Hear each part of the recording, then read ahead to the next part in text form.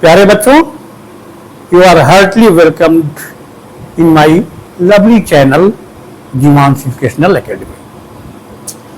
बच्चों, मैं तुम लोगों से एक बहुत ही प्रसिद्ध वैज्ञानिक के बारे में बात करने वाला हूं। जर्मन वैज्ञानिक जॉर्ज साइमन ओम के बारे में। George Simon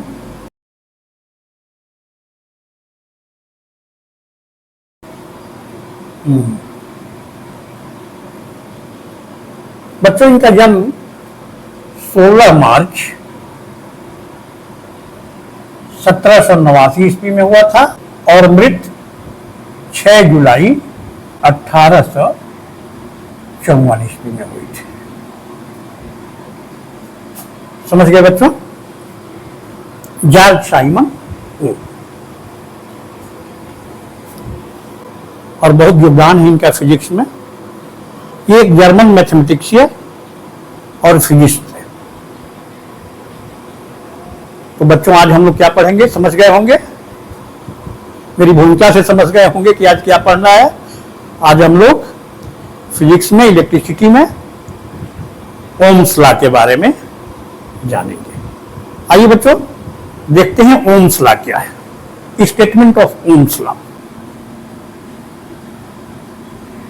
ohms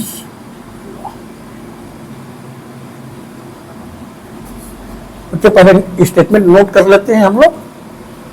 according to this law, current I flowing through a conductor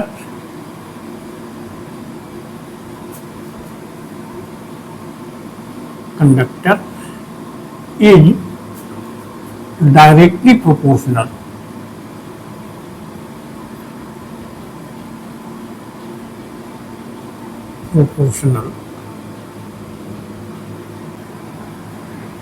to the potential difference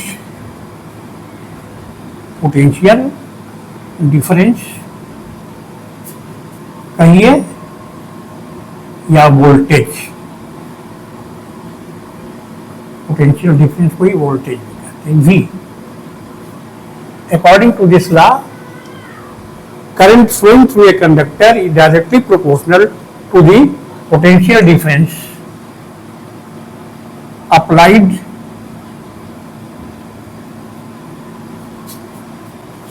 across the ends or terminals, सीधे ends या terminals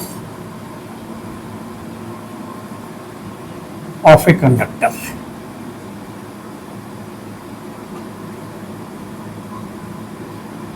तो इतना ही नहीं, कुछ कंडीशन भी है। कब?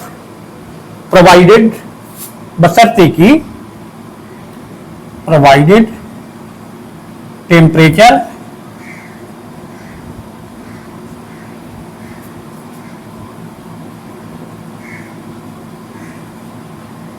And physical strain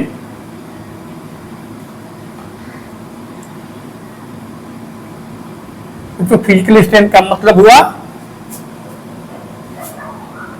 length,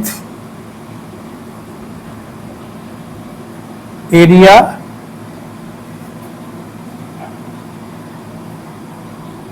of cross section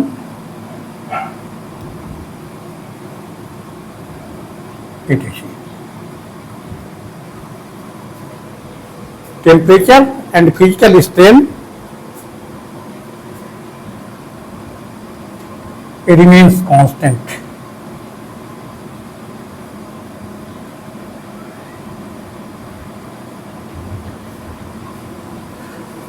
तो नोट कर लीजिए स्टेटमेंट को। According to this law, current I flowing through a conductor is directly proportional to the potential difference कही है, voltage V applied across the ends or terminals of a conductor provided temperature and physical strength remains constant. But ये जो condition दी गई है ऐसे ही नहीं दी गई, फालतू मत समझिएगा। अगर ये कंडीशन फॉलो नहीं होती है तो क्या होगा, यह रिलेशन वोल्टेज और करंट के बीच में नहीं पाया जाएगा। समझ गया ना, फ्लक्चुएट होता रहेगा। वोल्टेज सेम रहे, अगर कंडक्टर का लेंथ, एरिया, क्रॉस सेक्शन बदल दिए तो फिर चेंज हो जाएगा। पहले इस स्टेटमेंट को नोट कर लीजिए बच्चों। मैथमेटिकली इस स्टेटमेंट को कैसे लिख सकते हैं,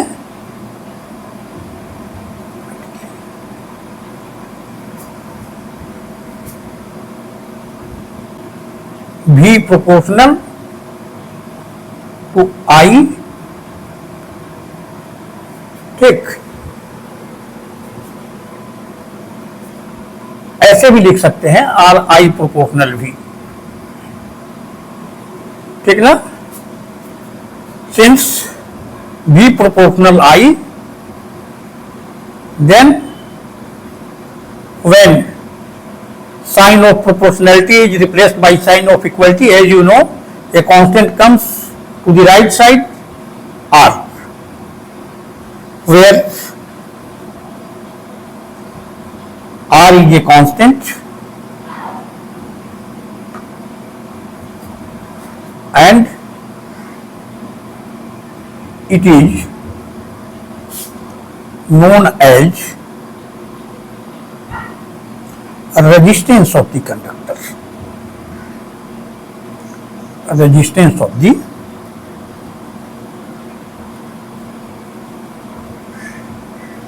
कंडक्टर। बच्चों कभी आपने नोट किया है कि फिजिक्स में कई जगह जब साइन ऑफ इक्वलिटी को हटाते हैं तो राइट साइड में कांस्टेंट आता है। अगर याद नहीं होगा तो बस सिंपल 6-7 क्लास में आप डायरेक्ट वेरिएशन और इनडायरेक्ट वेरिएशन पढ़े होंगे, बस उसका उत्तर वहीं पर है। V equal to R I का मतलब या आई आर का मतलब क्या हो गया, इसे क्या लिख सकते हैं, R is equal to V by I.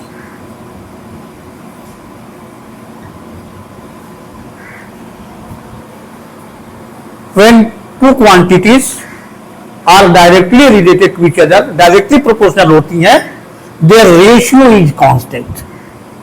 And when two quantities are indirectly related, that is, they change inversely, then their product is constant. याद रखिएगा इस बात को। डायरेक्टली क्या हो जाएगा, इनका रेशियो V और I का रेशियो क्या होगा, कांस्टेंट होगा। इसलिए राइट साइड में क्या करते हैं हम लोग, जब भी whenever sign of proportionality is replaced by sign of equality, a constant comes towards the right side of the expression. ठीक, इतना नोट करिए बच्चों। R is constant and it is known as resistance of the conductor. SI unit of resistance. Resistance.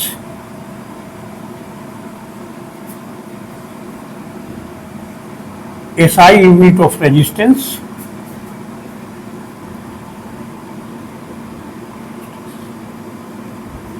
is ohm.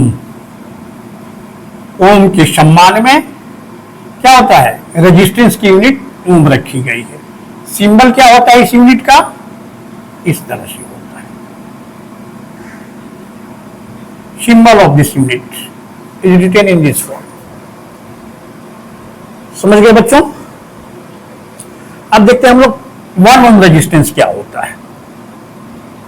What is 1 ohm resistance, ये भी परीक्षा में पूछा जाता है। What is 1 ohm resistance.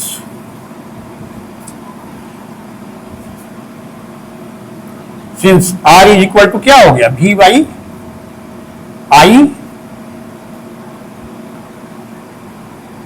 ठीक। If V is equal to 1 volt, I is equal to 1 ampere, then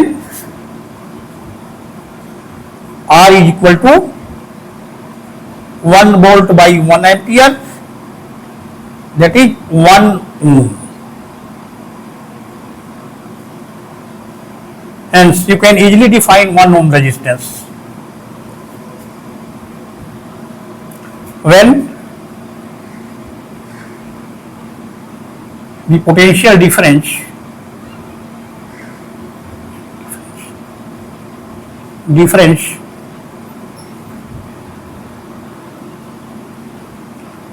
across the ends of a conductor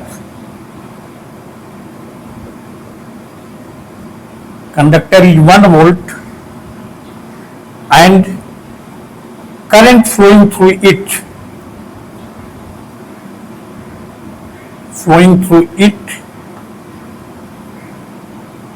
is 1 ampere, then resistance of the conductor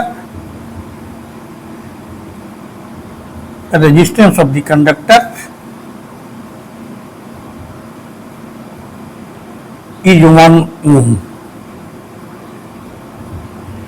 समझ गए बच्चों? 1 ohm रेजिस्टेंस की भी definition पूछी जाती है exam में।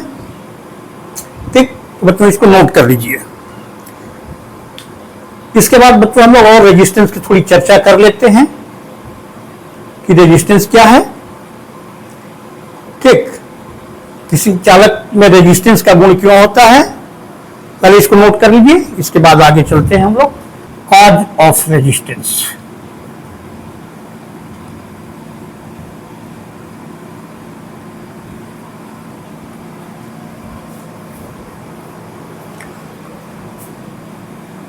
बच्चों ये कंडक्टर है,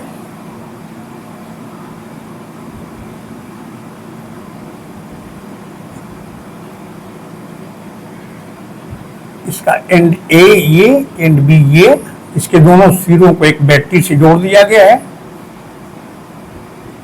2 सेल वाली एक बैटरी है, इसमें करंट फ्लो होने वाली करंट को जोड़ दिया गया है।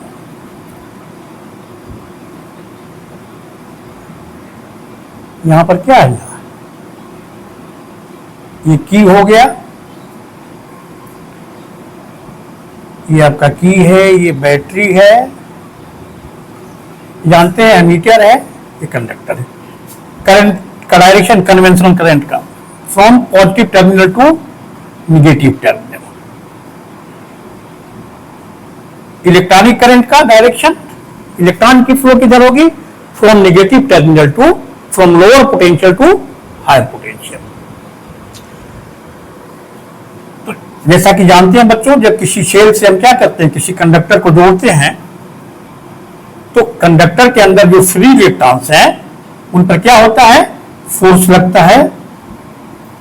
ठीक, किधर, इलेक्ट्रिक फील्ड के डायरेक्शन के अपोजिट डायरेक्शन में। इलेक्ट्रिक फील्ड का डायरेक्शन बताया है, पहले मैं डिस्कस कर चुका हूं। तो जब इस कंडक्टर को जोड़ते हैं तो इलेक्ट्रॉन क्या होते हैं, अब फोर्स लगेगा, electron accelerated from terminal B to terminal A. और ये जो फ्री इलेक्ट्रॉन्स हैं ये किसी एटम से निकले हैं कंडक्टर के अंदर, तो वो एटम क्या हो जाएगा, पॉजिटिवली चार्ज हो जाएगा। ठीक, और सभी जितने कंडक्टर में एटम है सभी में से तो इलेक्ट्रॉन निकले नहीं है, तो कुछ एटम क्या है, तो ये जो आयंस हैं या एटम्स हैं उनसे इलेक्ट्रॉन क्या होते हैं, जब सेल से जोड़ते हैं तो ये क्या होते हैं, वो नेगेटिव टर्मिनल से पॉजिटिव टर्मिनल की तरफ चलते हैं, मूव करते हैं फोर्स लगने के कारण। और ये क्या होता है, ये बार बार टकरा जाते हैं, कोलाइड करते हैं आयन से, कंडक्टर के भीतर या एटम से ये फ्री इलेक्ट्रॉन्स टकराते हैं। अतः बार बार रुकावट आती है, यही रुकावट क्या, रेजिस्टेंस का शाब्दिक अर्थ ही होता है, रुकावट होता है हिंदी में, ऑब्स्टेकल होता है।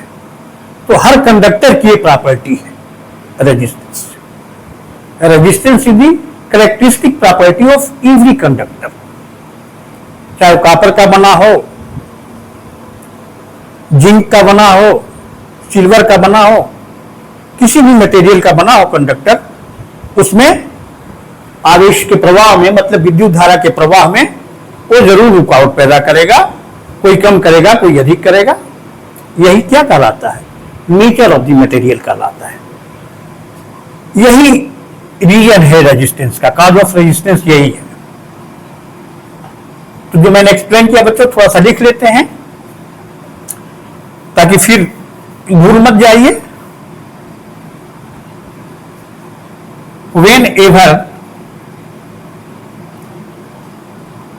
whenever a conductor is connected to a cell or battery,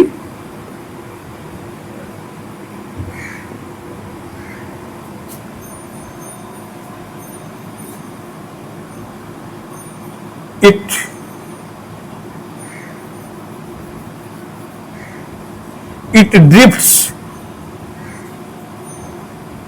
from negative terminal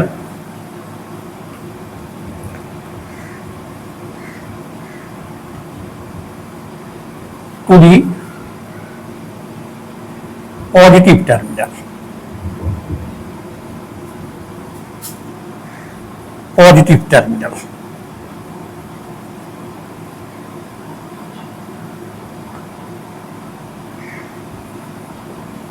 During their motion,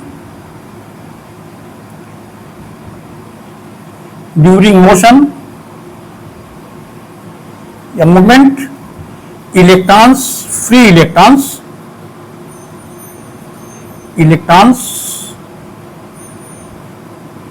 collide with atoms or ions inside the conductor.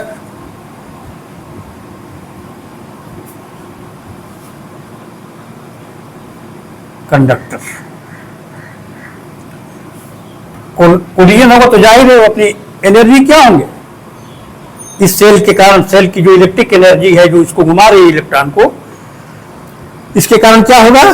वो अपनी इलेक्ट्रिक एनर्जी क्या करेंगे? काइनेटिक एनर्जी लूज करते हैं और वही हीटिंग इफेक्ट में पढ़ेंगे बच्चों हम लोग। ये कंसेप्ट याद रखिएगा, यही सेम कंसेप्ट है उसमें भी हीटिंग इफेक्ट में। During motion electrons collide with atoms और ions inside the conductor, thus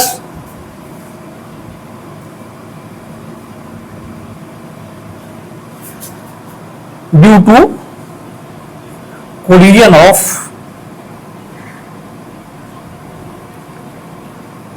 of free electrons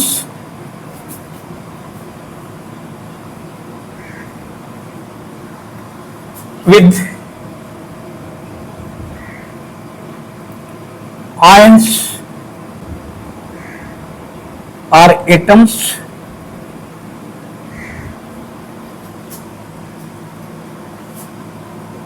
a conductor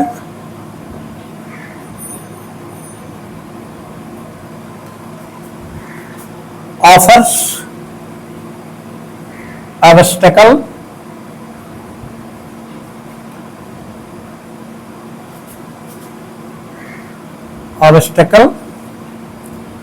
in the flow of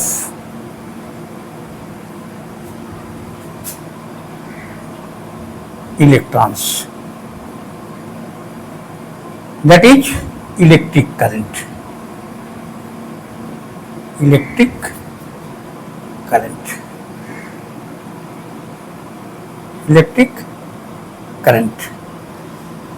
Whenever a conductor is connected to a cell or battery, it drifts from negative terminal to the positive terminal. During motion, electrons collide with atoms or ions inside the conductor. Thus, due to collision of free electrons with ions or atoms, a conductor offers obstacle in the flow of electrons. This obstacle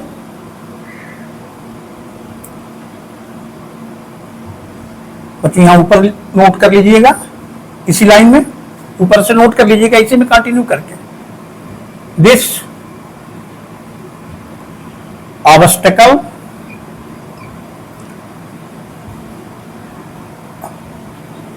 offered by a conductor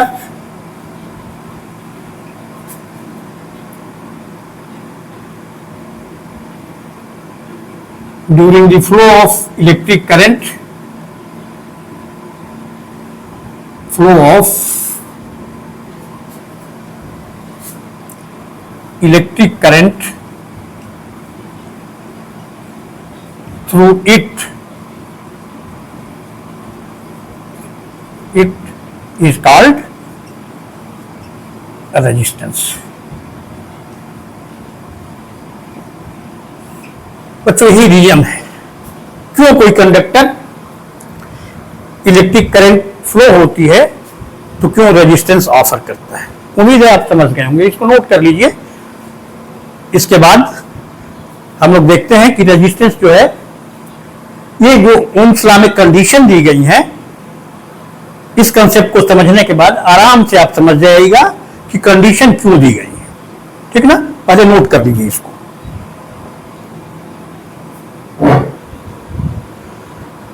बच्चों, for awaring the undue expansion of video, हम लोग next video में देखेंगे graph of Ohm's law. V और I के बीच में graph का nature क्या होता है, उसका स्लोप क्या होता है, स्लोप क्या बतलाता है, ठीक, और रेजिस्टेंस किन किन फैक्टर पर डिपेंड करता है, उसको हम लोग बच्चों नेक्स्ट वीडियो में, इसके बाद वाले वीडियो में डिस्कस करेंगे। Okay, thank you.